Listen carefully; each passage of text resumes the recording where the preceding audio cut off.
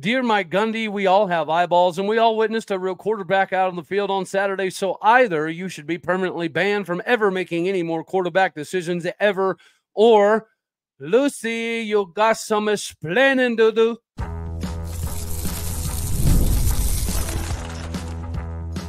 You are Locked On Oklahoma State, your daily podcast on the Oklahoma State Cowboys, part of the Locked On Podcast Network, your team every day. Howdy, y'all, and hello, all. Welcome back to Locked On Oklahoma State, your daily stop for all things Cowboy and Cowgirl related. My name is Cody Stovall. I want to thank you kindly for stopping by to make this your first listen. We're available on all of your podcasting platforms, visually as well on YouTube. Find me personally on X at Aldeo State. Today, we're partially brought to you by Game Time Tickets. Download the Game Time app, create an account, and use the code LOCKEDONCollege for $20 off your first purchase. Get started with Game Time today. If I Love Lucy quotes was on your bingo card for the day, congratulations, you are winning. If your Mike Gundy not being able to choose quarterbacks properly was on your bingo card, well, you're even one step closer. This has unfortunately become a trend, and it does invoke more questions than answers because we all did witness that ball game.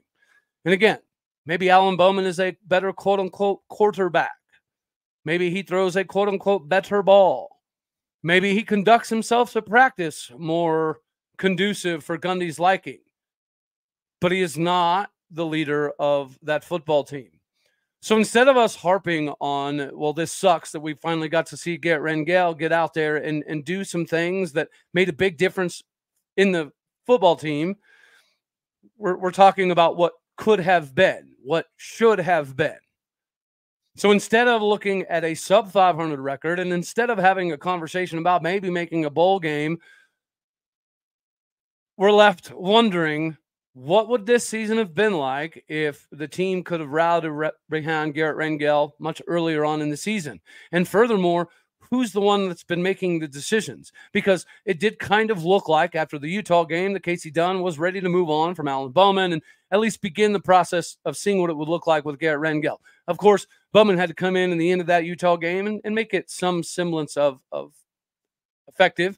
And he did the same thing in BYU, right? Third quarter, obviously, things got a little carried away, and most of the fourth quarter was somewhat the same. But the end of the fourth quarter, Alan Bowman did lead us down the field. We did get a touchdown drive that, at least at the time, felt like the game-winning plays. But nonetheless, they got the ball back with a little bit of time left, and it equaled what basically is a microcosm of this entire season thus far.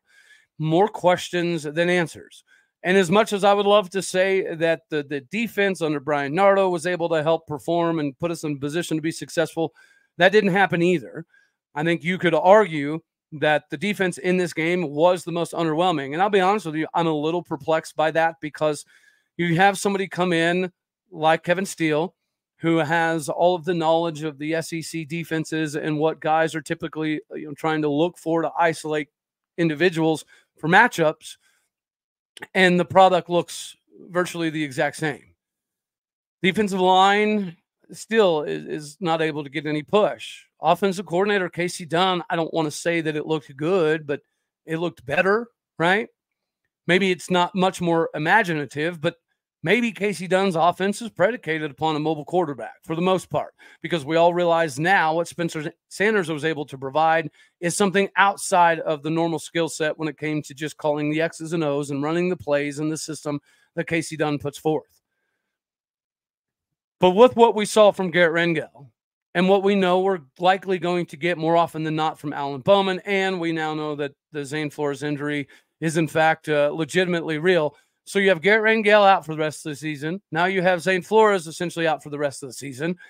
If we're contingent upon leaning into Alan Bowman for the remainder of the season, then we do have to have the conversation of, are we going to be able to make a bowl game?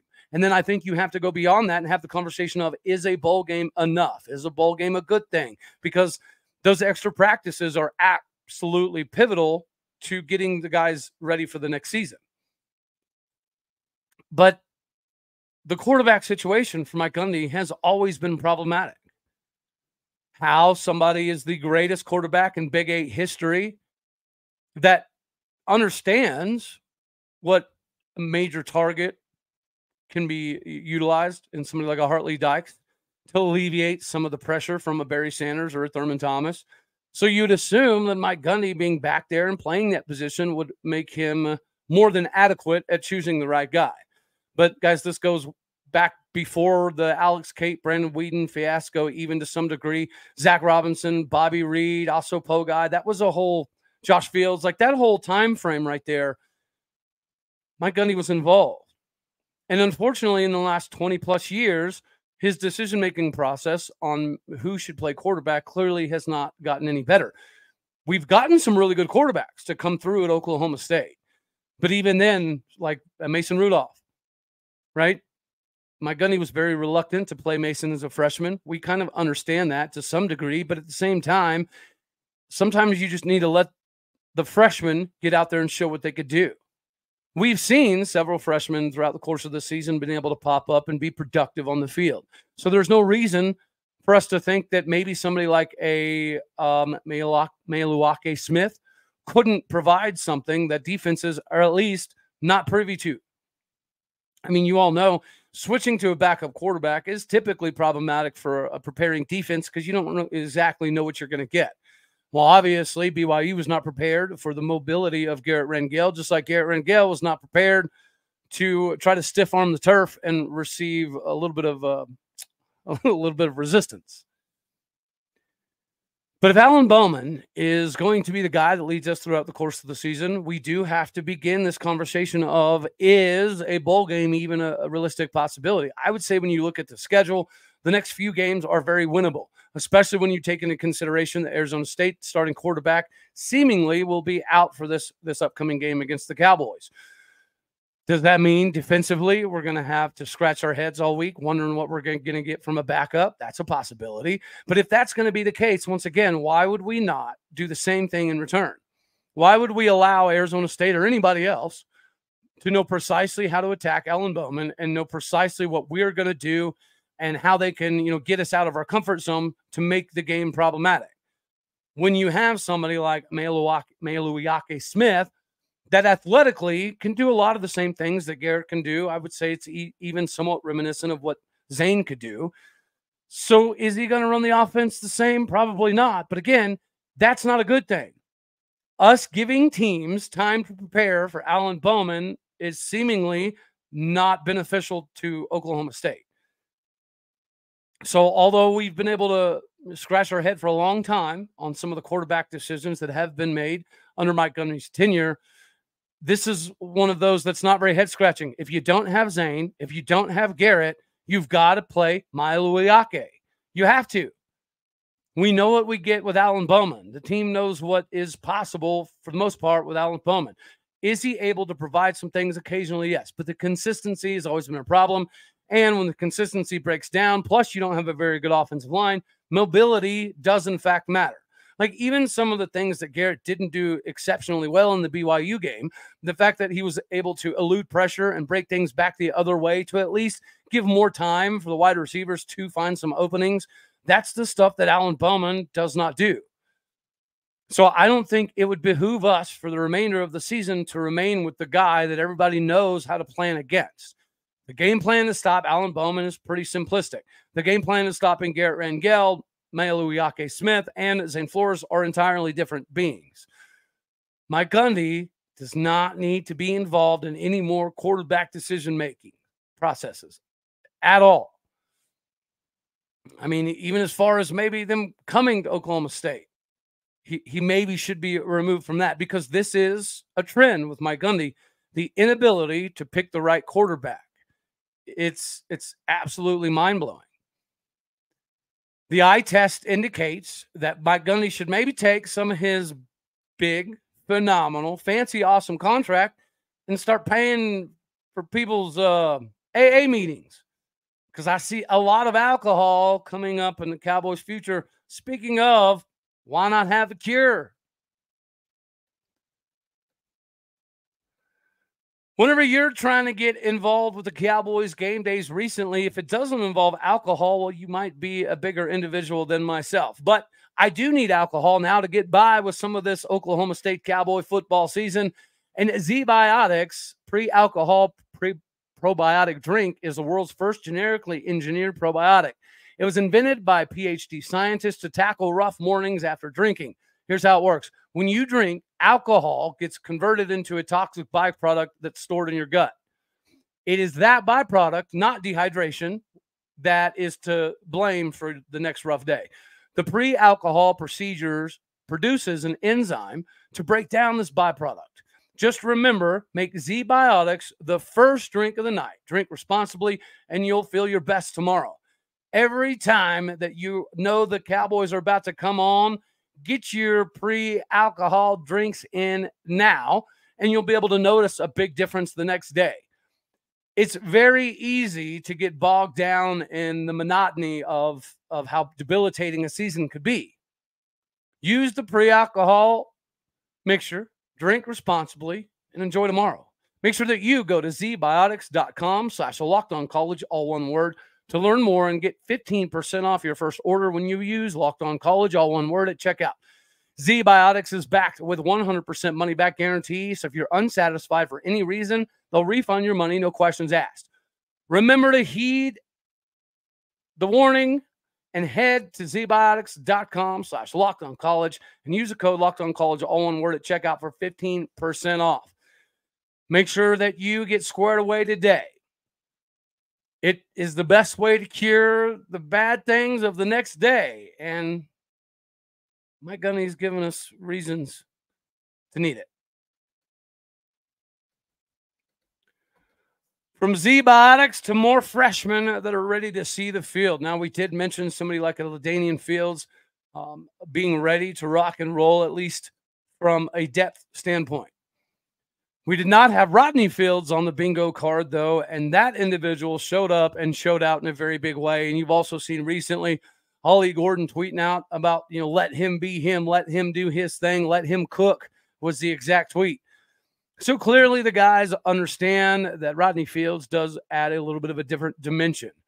And I do think that it would behoove us to see LaDainian Fields on the defensive side of the ball as well, because DB is not necessarily the deepest position that we have, but it's clearly one that we have a need for.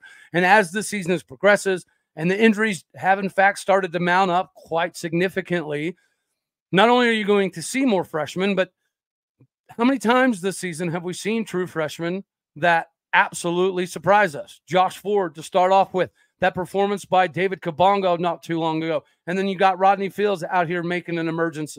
I know Io Shotomite King's not a freshman, but him coming up over and kind of occupying the same role, it does beg the question as to why more underclassmen are not playing. Rodney Fields is for real. I did see that there was kind of like a little bit of a Justice Hill style of comparison, and I think that's very adequate and fitting.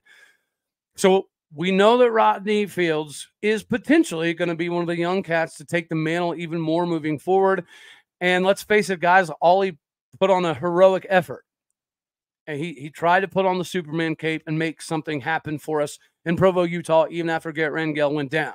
The dude is an absolute warrior. I don't think anyone would argue that he's a consummate professional when it comes to trying to perfect his craft and trying to guide his team in more ways than one to cling to victories.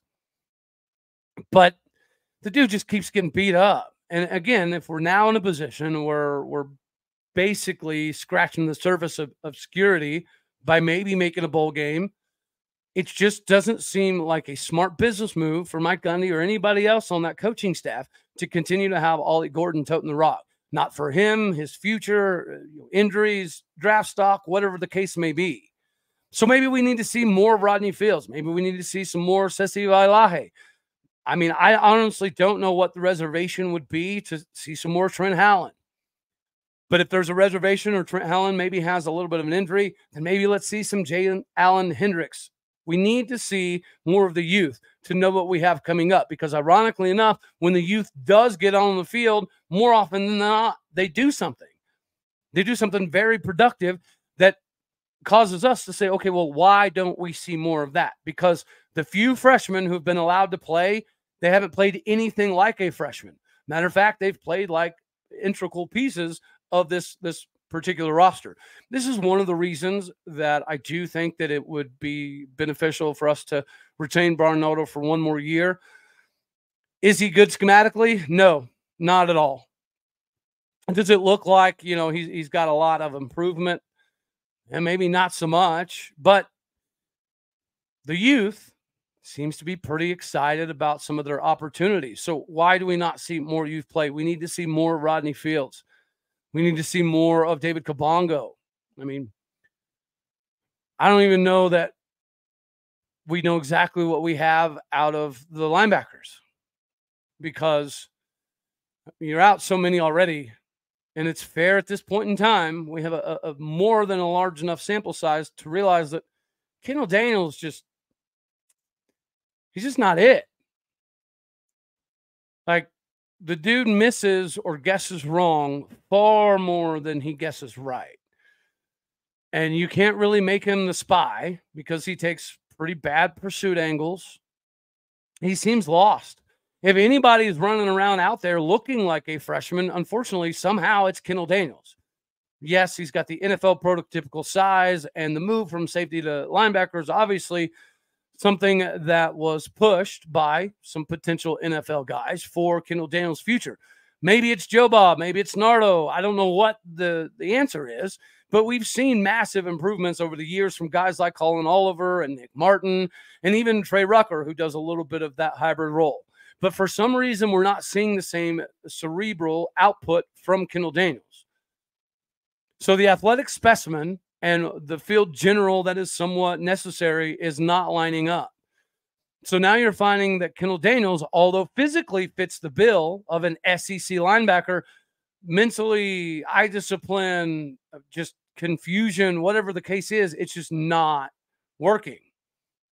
Square peg in a round hole as we keep putting them out there. And I understand we've been so depleted at linebacker that you feel like you kind of need Kendall Daniels out there to be a little bit of a veteran experience. But this is another one of those situations where maybe the veteran experience isn't beneficial.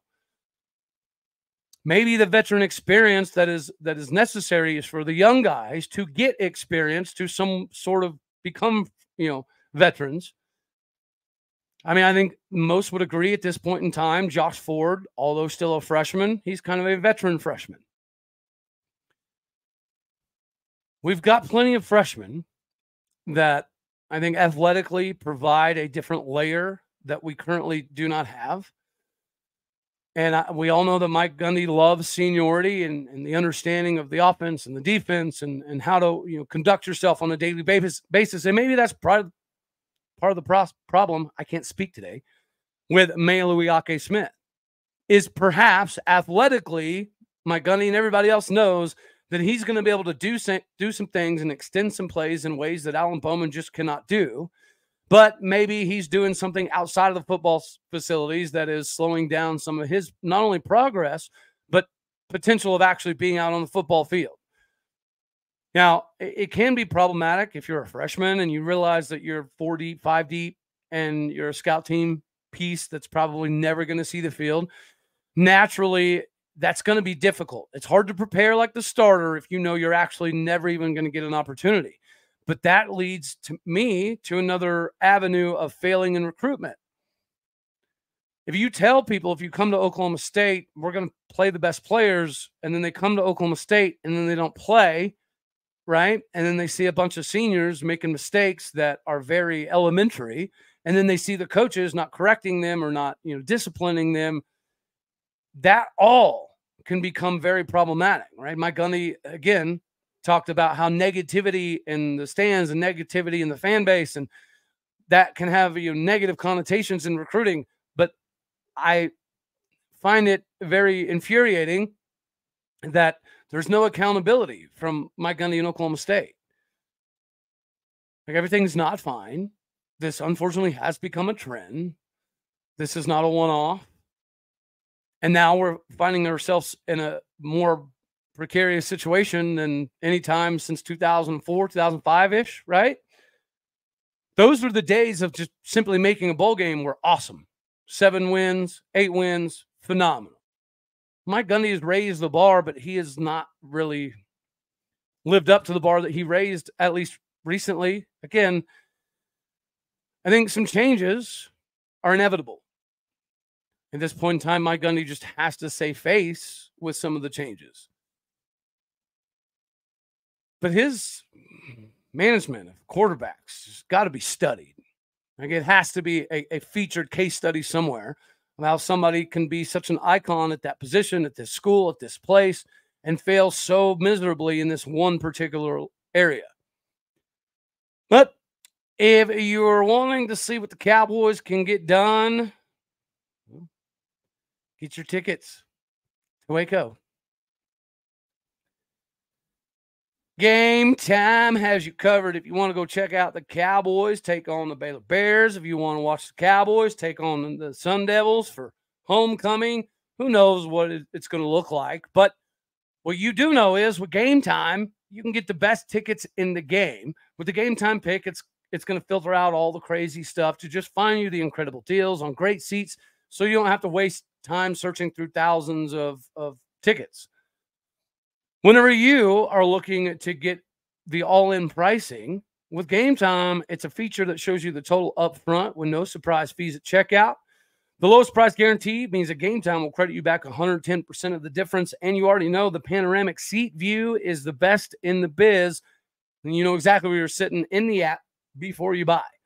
Make sure that you take the guesswork out of buying tickets with Game Time picks. Remember, this isn't just for sports. You can go for music, comedy, theater, and obviously football as well. Download the Game Time app today. Create an account and use the code LOCKEDONCollege for $20 off your first purchase.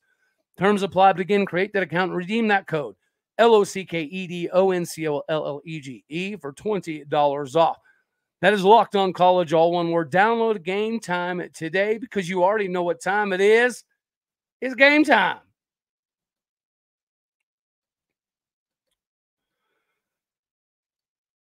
Will the Cowboys make a bowl game? This is a viable question. It's a fair question. And although I've been a strong proponent over the years of making a bowl game, any bowl game with any record is huge for the next season.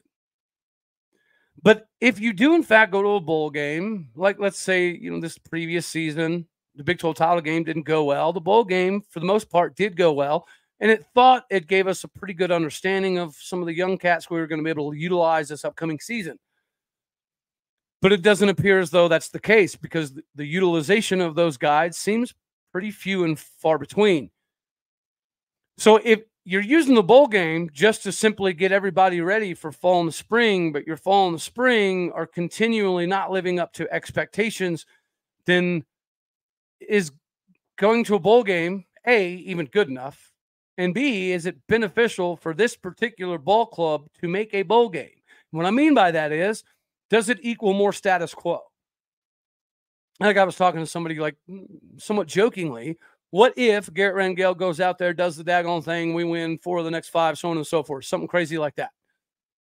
What is that? Would that have even been a good thing?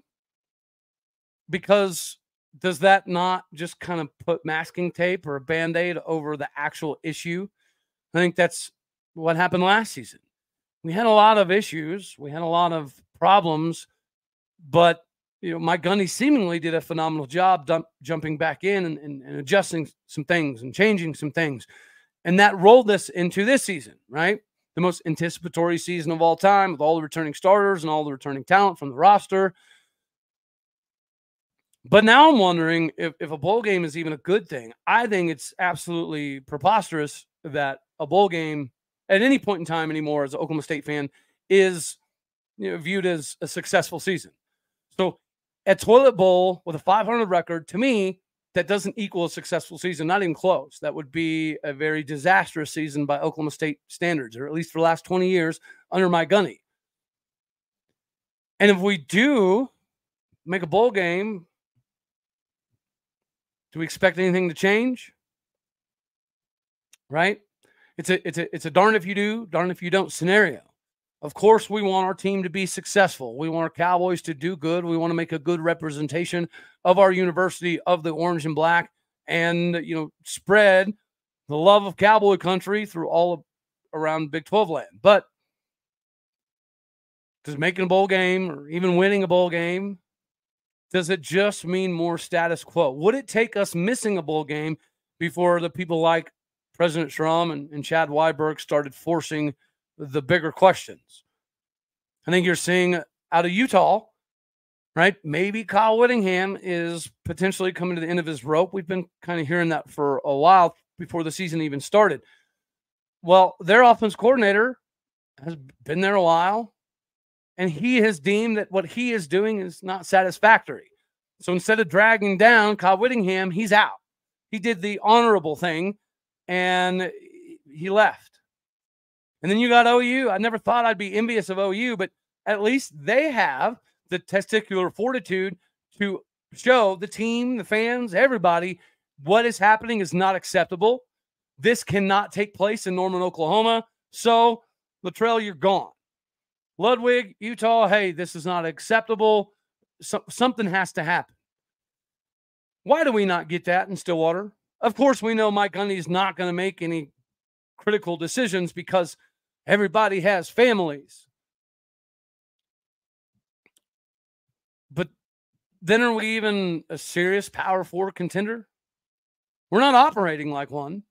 Purdue, OU, Utah, you can go up and down the list. There's tons of teams throughout the course of the country that have fired coordinators midseason, or they've demoted people, right?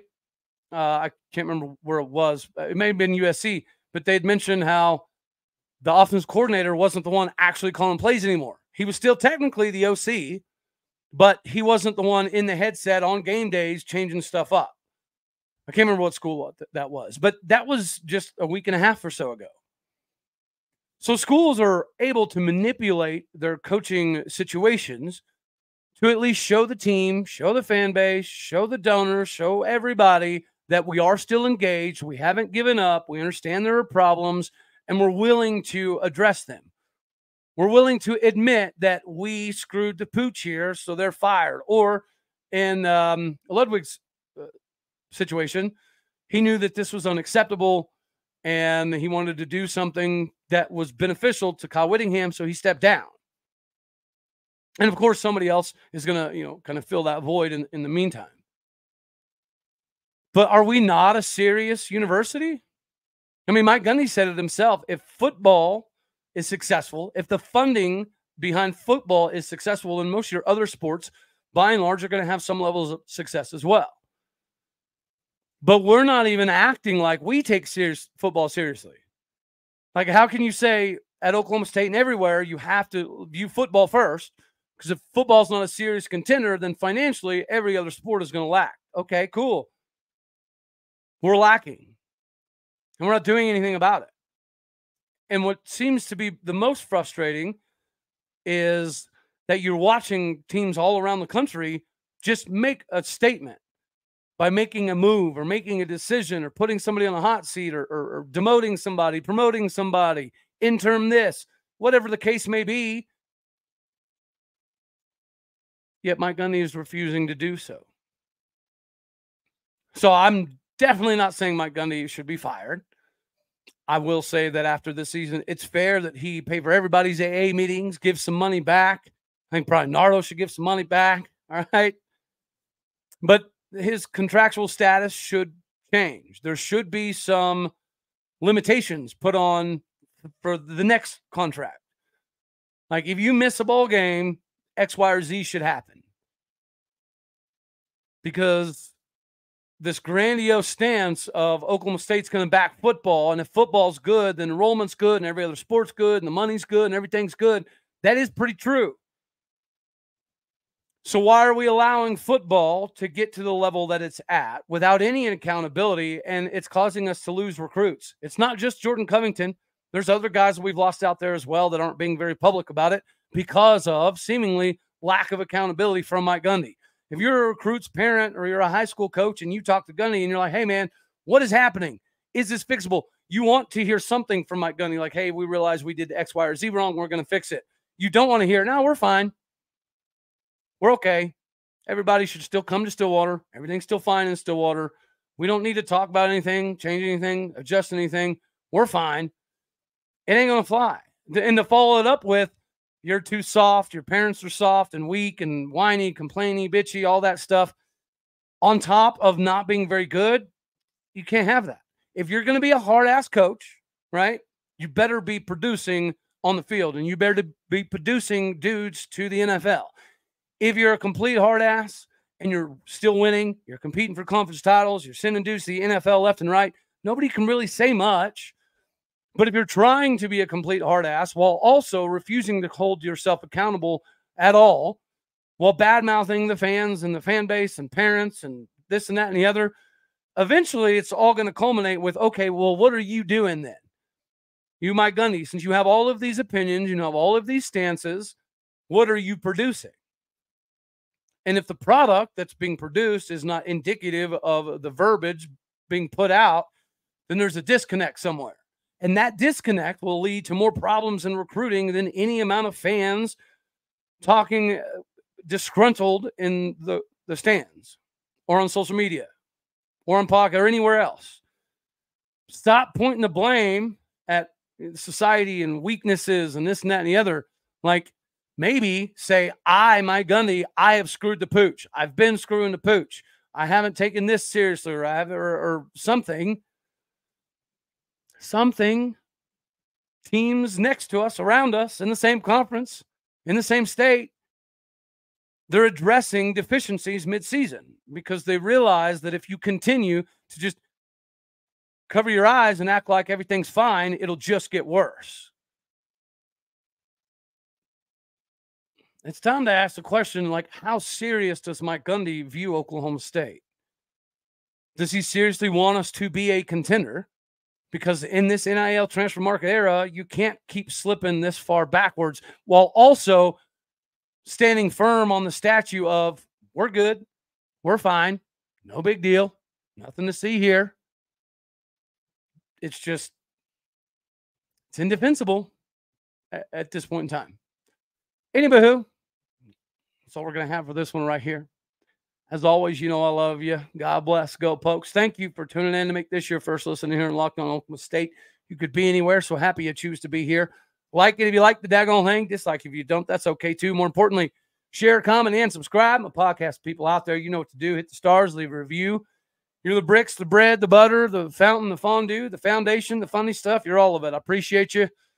All righty, y'all. You know the drill. We're out of here. Later, my taters.